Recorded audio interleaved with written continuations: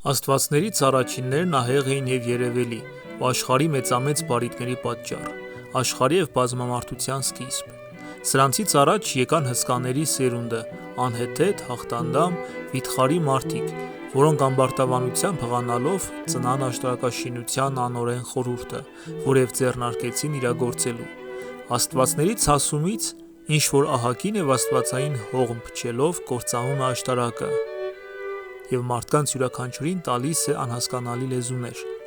որով նրանց մեջ աղմուկ և շփոթություն է ընկնում։ Սրանցից մեկն էր և Հապետոսյան հայքը, հաստաղեղով ու հզոր նետաձիգ, անվանի և քաջ նախարարը։ Այս հայքը, ասում է, վայելչակազմ էր, թիկնավետ, գեղագանգուր մազերով, վառվռուն աչքերով, հաստ բազուկներով։ Սա քաջ և երևելի հանդիսացավ հսկաների մեջ, դիմադրող այն բոլորին, որոնք ձեռք էին բարձրացնում բոլոր հսկաների և ցուցազումների վրա տիրապետելու։ Սա խրոխտանալով ձեռք բարձրացրեց բելի բռնավորության դեմ այն ժամանակ, երբ մարդկային ազգը սփռվում տարածվում էր ամբողջ երկրի լայնության վրա, բազմամբող հսկաների, անչափ կատաղիների և ուժեղների մեջ։ Որովհետև այս ժամանակ ամեն մի մարդ կատաղած սուրն ընկերի կողն էր կոխում, ձգտում էին մեկը մյուսի վրա տիրելու։ Բելին պատահմամբ հաջողվեց բռնանալ և ամբողջ երկիրը գրավել։ Սրան հայքը չկամենալով հնազանդվել, Բաբելոնում արամանյակ որդին ունենալուց հետո չվեց գնաց Արարատի երկիրը, որ գտնվում է հյուսիսային կողմերում, իր որդիներով, դուստրերով և որդիների որդիներով, զորավոր մարդկանցով, թվով մոտ 300 հոգի և ուրիշ ընդոցիններով, նրան հարած եկվորներով և բոլոր տուն ու տեղով։ Գնում բնակվում է մի լեռան ստորոտում, դաշտավայր տեղում, որտեղ ապրում էին սակավաթիվ մարդիկ առաջուց ցրվածներից։ Հայքը նրանց իրենց հնազանդեցնելով այնտեղ կալվածական բնակելի տուն է շինում և տալիս է ժառանգություն Կադմոսին, արամանյակի որդուն։ Սա ճշտում է ասված անգիր հին զրույցները։ Այն ժամանակ տիտանյան բելը զորք էր ժողովում նրա դեմ և հետևակ զորքի մեծ բազմությամբ գալիս հասնում է հյուսիս Արարատ երկիրը, Կադմոսի տան մոտ։ Կադմոսը փախուստ է տալիս հայքի մոտ, իրենից առաջ արագավազ սուրհանդակներ ուղարկելով։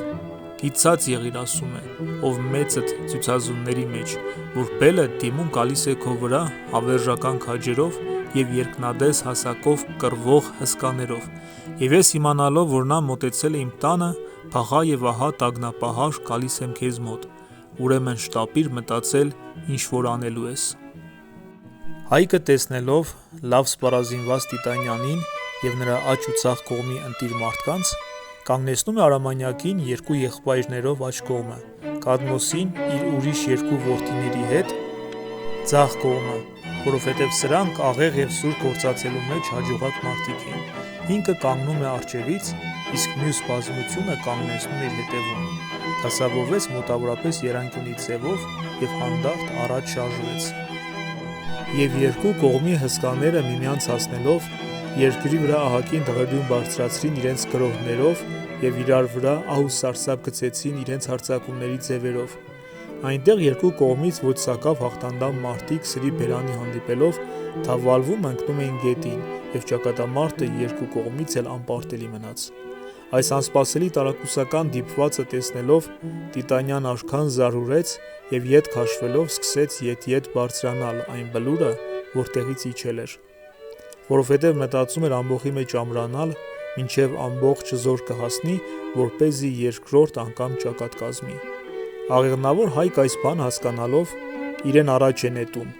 մոտ է հասնում արքային, մինչև վերջը քաշում է լայնալիճ աղեղը, երեքթևյան նետը դիպցնում է նրա կրծքի տախտակին և սլաքը շեշտակի թափ անցնելով նրա թիկունքի միջով գետին է խրվում։ Այս կերպով գոռոզացած Տիտանյանը կործանվում ընկնում է գետին և շունչ է փչում, իսկ ամբոխը այս մեծ քաջագործությունը տեսնելով փախչում է ամեն մեկը իր երեսը դարձած կողմը։ Այսքանը բավական թող լինի այս մասին։